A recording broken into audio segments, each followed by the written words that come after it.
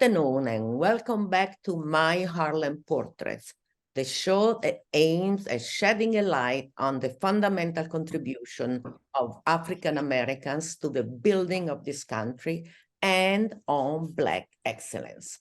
Today, to talk about Black excellence, we are going to present to you a new play by Wesley Brown, Telling Tales Out of School, produced by the New Federal Theater, is having its world premiere from October 17 to November 12 at the Castillo Theater on West 2nd Street.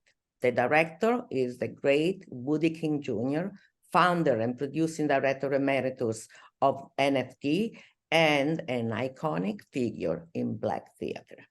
King and NFT received a 2020 Tony honor for excellence in the theater, and the Off-Broadway Alliance named him a legend of Off-Broadway. So to talk about this new play, we have three of the main characters of this amazing performance, the protagonists of this play. We have Elisabeth Van Dyke, welcome, June Ballinger, and PETRONIA PALEY. Welcome to My Harlem Portraits. Thank you. Thank you. Thank you so much for having us. Thank you, Elisabeth, for taking the time. I know you're very busy. And I wanted to congratulate you for the 53rd anniversary of New Federal Theater, which you just had a beautiful gala for. So congratulations for that, because Black theater is not supported as much as it should be. And so it is very, very difficult to keep it going. And you kept it going for 53 years. That's amazing. Yes, indeed. So, Elisabeth, you play Zora Neale Hurston. You are a producing artistic director of New Federal Theater since 2021, when you succeeded to your husband, Woodie King Jr. You are an actor, an award-winning actress, director, and producer. June Ballinger, you are a film, TV, and theater actress of American and British heritage, and for 22 years, you have led the Passage Theater Company in Trenton, New Jersey, and you are a board member of Woodie King Jr. New Federal Theater. PETRONIA PALEY, you are an award-winning actor who has appeared in classical and contemporary theater on Broadway, Off-Broadway, and regional theaters. In 2020, you understudied Cicely Tyson in The Gin Game on Broadway. What an honor. So let's start with you, Elisabeth, and tell me who you interpret in this play. First of all, I want to say that the play opens officially on October 18th. Oh. Earlier press did go out saying it was the 17th, but it is in fact October 18th through November 12th. The play Telling Tales Out of School takes place in June 1954 at the funeral of Alain Locke's. It is fictionalized, a fictional account of history. And it takes place in Harlem at Bennett's funeral home. The four women meet at that funeral, and then Nancy Cunard invites them over to her suite at the Hotel Teresa for tea. And that is when all of the sparks and all of the deliciousness unfold. I play Zora Neale Hurston in 1954. After so much has happened in my life, all of the women are in their 60s. All of the women are past their popularity in terms of the Harlem Renaissance and into a bit of obscurity, or not on the front pages anymore, not being published. I am at the funeral, Alain Locke's funeral. Alain Locke was a scholar teaching at Howard University, a main figure of the Harlem Renaissance. In fact, he might have even named it the Harlem Renaissance. It is known as the godfather of the Harlem Renaissance. And I am hired by the Pittsburgh Courier to cover the funeral. and that is why I am there.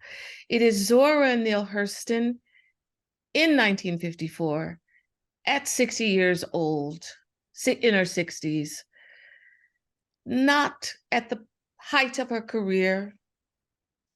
It is a different take on Zora than you have seen me do in terms of being demonstrative and personality. This is more of a thinking, I don't want to type of Zora. I do a lot to uncover stories, their stories, play telling tales, play a game called Quiet as It's Kept, encourage them to go deeper and deeper to reveal things about themselves to each other, things that we've heard about each other, confront and face. And it is a wonderfully dimensional, delicious play about 4 women that it's just amazing. It's just awesome. And when people see it, we did a workshop of it, you can't hear a pin drop in the audience. It's just wonderful. So that's a little bit. The entrance, the beginning. Thank you. I can't wait to see this show. We go to June. You play Nancy Cunard.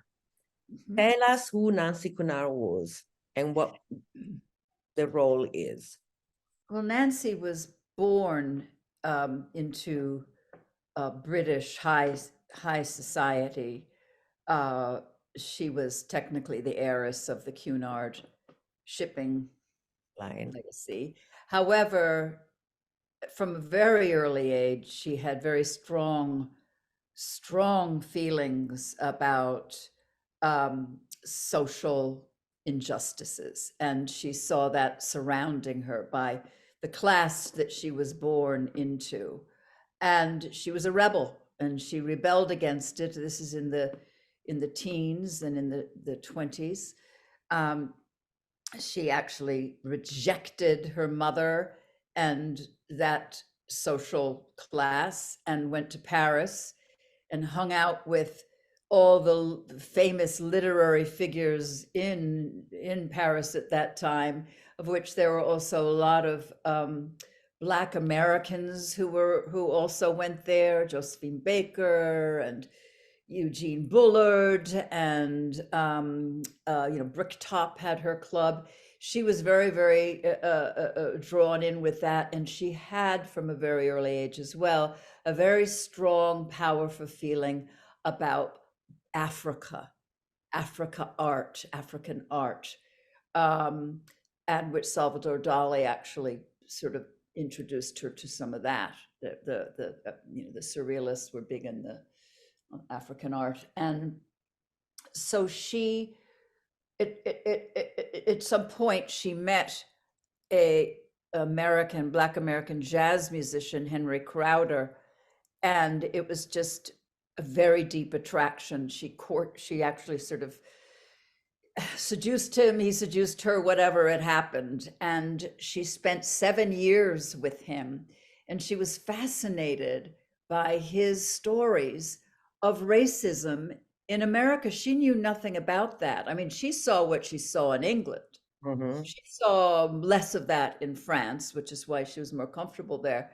But when she learned, when her eyes were open to what was going on with lynchings and everything it just it ignited her, and in a sense, her crusade, her sense of destiny, meaning, purpose in life was defined by that information. And she set out on a crusade to bring to the attention of certainly the white world, but the world, the glory and magnificence of Black culture and arts, everything about it. And through the help of the people that Henry introduced her to, although he was rather reluctant and thought she had no business, this white woman, being the defender of Black culture. But You don't stop Nancy when she gets something in her. So he introduced her to Du Bois and Elaine Locke and Zora, and introduced her to a body of work. And she set about to publish the Negro anthology. It was called Negro, an anthology. And this is what gives her some sort of place in the Harlem Renaissance, because she wasn't a Harlem Renaissance living in Harlem, part of that world really, but she had written Negro, an anthology, and Elaine Locke was very supportive of it. Du Bois was supportive of it. Henry not so much. And it was she self-published it. I mean, she did get a publisher to do it. She paid for it. She'd been disinherited by her mother, but she used her status to make enough sensation when she did come to visit Harlem that she could get a lot of newspaper attention, and through that promote both Negro and also the Scottsboro Boys, who she was a very social justice active. She was an activist, and she, even in 1954, was still an activist. She hadn't seen Henry for almost 20, 25, 30 years. They had broken up, but she continued. She was involved with the Spanish Civil War. She was a journalist when she did that. That was the most important thing in her life, was creating parity among people of difference. Thank you so much. Mhm. And Petronia PALEY, you play Nella Larsen. Tell us about Nella Larsen. Thank you for this opportunity to talk about somebody who has recently been brought back into the mainstream with the film Passing, which was quite interesting.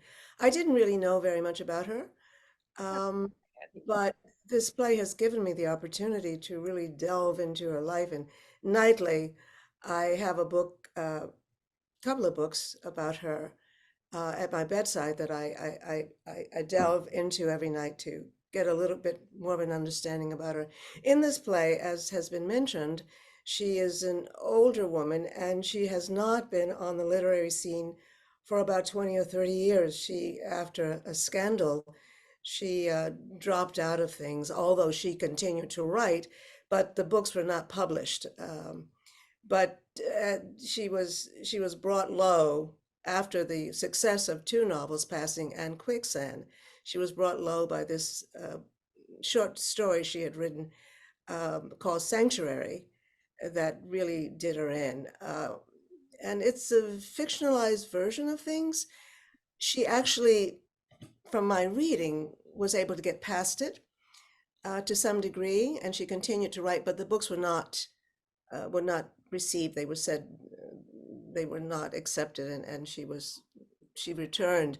She had gone to school early on as a nurse, and she had worked as a nurse and had been able to live successfully as a nurse for a number of years. Then she became a writer, and she married and became this star of the Harlem Renaissance, one of two women. The other one was Jessie, novelist. There are a number of poets, women poets, who have not gotten any due, and I'm looking forward to looking into their work. But nevertheless, there we are. That's where we are in the play. And she once again is reunited with Jessie Fawcett, Zora Neale Hurston, and Nancy Cunard. Wonderful. And Elisabeth, tell me just a little bit about Jessie Fawcett, because we don't have the other actors here, so that we know all the protagonists of this play. Jessie Fawcett, and ladies, please help me if I fall short, or we need some more information. She was early on the editor of Crisis magazine under W.E.B. Du Bois. And she, in that position, in an early position, championed and published a lot of writers at the expense of her own writing. She wrote a couple of novels One was There Is Confusion, and another was Plum Bun, and some other writings as well, poetry, short stories. Yes, some of those are published in Crisis. And it is, we're not sure if she had an affair with William Du Bois, W.E.B. Du Bois, but she sacrificed her own work to advance others. And she was a teacher, went to New Jersey, married, and lived in New Jersey, and left all of that behind in, I guess, around 1930, somewhere in there. And so she comes to the funeral for her own. We all coming to Alain Locke's funeral for our own reasons. We don't know what they are. I want to know because I want the story for the Pittsburgh Courier. I want the story for myself and for the Courier. We all come for different reasons. So I'm not sure what her reasons are, but through the play, it will be revealed. They will be revealed and more. Yeah. Very interesting, very interesting. And also I wanted to ask you about how difficult it is for you to play Zora in these circumstances, because the Zora you have played, the play, the role that you've had with Zora, you were, for me anyway, you are the one who made me discover Zora through your role, your play of Zora. And this is a different one, as you said before. How difficult is it to get into a different way of seeing Zora in this play? It's very challenging, very, very, very challenging. One of the primary tasks is to create a character. And I refer to it as the who am I, creating that character. So the facts are the same. Her life is the same. Maybe some of her come-froms are the same. But it's quite different, written through another lens, through another perspective. So you have to drop, release a lot of what you thought in terms of behavior. The internal, the come from. I was born where I was born. I was raised where I was raised. I was, my mother died when all of that is the same. But what do I want? What are my relationships in this situation? It was quite different. But I'm surrounded by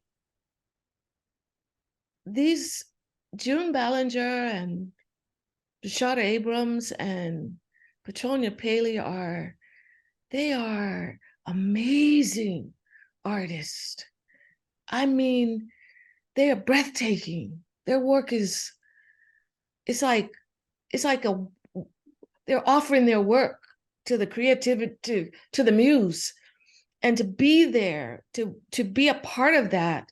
You've got to, out of respect for what they bring, you've got to do all your part. And as producing artistic director, you're dealing with so many other things that, but it's also a privilege and an honor, a great challenge. But what a wonderful challenge, even though it's challenging and hard, and I want to cry sometimes, I'm so tired sometimes. But in the scheme of life, this is a gift to create, to do theater that informs, hopefully, that uplifts, that inspires, and to be working with this group of artists and directed by Woodie, even on a bad day, is, oh my God. Yeah, because of the knowledge. So I'm challenged, working at holding my own, and they're embracing and supportive, and it's just challenging but wonderful. Yeah. Fantastic. I mean, in your work, when I see you perform, all that passion comes out. So 2000%. So, and I'm going to ask the same thing to June and Petronia. What did you find most challenging, or what did you find most rewarding in playing these roles? Let's start with Petronia. I think the most challenge and the most enriching thing was the fact that I knew nothing about her, and I had to learn a lot about her. So I did a lot of research about her, which is ongoing. One of the things that comes up often is sometimes, the playwright has one idea of the character and you read something else that there may be a bit of a conflict with that. So sometimes that's been a challenge to sort of navigate those two things. But because the work environment is such that allows you the freedom to explore and to bring to life a very fascinating, very complex, and a mysterious woman, the playwright actually had to go back from the workshop and do a bit more research, he felt, into who she was. I think there's so much more to her. She's a very complex lady, having come from the background, being an interracial woman living in the early part of the 20th century and having to deal with race and color and being abandoned by her family. She's interesting. She's very interesting. In fact, in the last few years of her life, she used her husband's name. She didn't use Larsen. She used Imes. She went by Nella Imes. So she was fascinating to work with. And as I say, it's an ongoing challenge. And every day I try to get as close to her and try to be as truthful about who she may be. I mean, who knows? I think I may be the first person to put her on, to have to embody her on stage. And that's been very rewarding. Thank you for the question. No, thank you, because as I said before, the show, when I read Passing, that book explained to me so much about what's going on in this country with racism, as you were saying, June, before. In Europe, it's different. It's different also because in Europe, there are people who are coming from other countries, but here the racism is against the people who built the country. That's right. Absolutely. That's what is absolutely not acceptable. You built this country for free. You didn't ask to come here. You were kidnapped and taken here. So this, to me, is the reason why I'm doing this show, because I want people in Europe and white America to know exactly what's going on and to discover the richness and the excellence that you have in Black art, Black culture, Black theater, Black film, Black everything. It's really amazing. So this show is probably going to show that too, surely. So thank you for doing this. June? Well, what you're just saying, I mean, that is, I align myself, my deepest connection with Nancy is that understanding of really Black theater, Black music. If you want to talk about American music or American theater, American written and authored, then we're going to Black, we're going to African, we're going to the, that's where it starts. I actually teach a course at Fordham University on theater history. And I was like, why is this white woman teaching us so much about Black theater? And we're looking at, Shuffle Along and all these music, Yes. because this is where it starts. Yeah. And the 1619 project, listen to that podcast. This is where music, American music of all genres, comes from there. Everything else was from Europe and done by the Americans. So that is a given, a personalization that it comes easy for me when it comes to Nancy, is her just extraordinary devotion and desire to shout out the power of Black culture and origins of theater and all. I think maybe, you know, the challenges come. I did not know that much about Nancy Cunard, although there had been a couple of playwrights that had said to me, you know, you should play Nancy Cunard one day. And I was like, I'll have to look her up, you know. And she's a lot of some British people do know, but a lot of even British people don't know who's Nancy Cunard. Oh, any relation to the shipping line? So all of these women, really, exception of Zora, and I think Nella's having a resurgence. But, you know, these are the shoulders that we're standing on today, that our young writers and our this generation and Panlast and the one before that have been standing on, and what a wonderful opportunity to learn more. And I think it will happen, to learn more. History is so important, and to really go back and learn about the people who have, on whose shoulders we stand. I think maybe the most challenging thing acting-wise has been, you know, she's pretty unhinged at this point. She was very, very, very nervy and always moving forward. I akin it to ADHD, which I had, so I can relate it to that.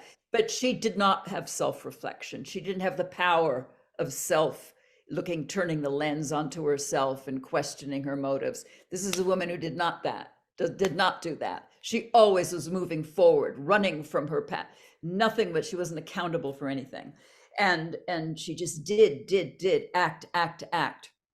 But in this story, she is, you know, this extraordinary day, she is pushed into a corner of herself to actually reconsider and reflect upon her past actions. She was also, as so many people who was abandoned by her mother, who just absolutely did not want children and just shoved her off to the nannies. She had great feelings of neglect. There's a lot about mothers in this. I had a horrible problem with my mother. Nella had a problem with her mother. Zora loved her mother, had a wonderful, and then Jessie Fawcett lost her mother at a young age, so she had a stepmother, but wasn't really involved in that life. So there's a lot about mothers in this. And Nancy became quite a heavy drinker. I mean, she really was an alcoholic, which only added to her ferocity and her recklessness and her behaviors that could be extremely erratic and self-damaging.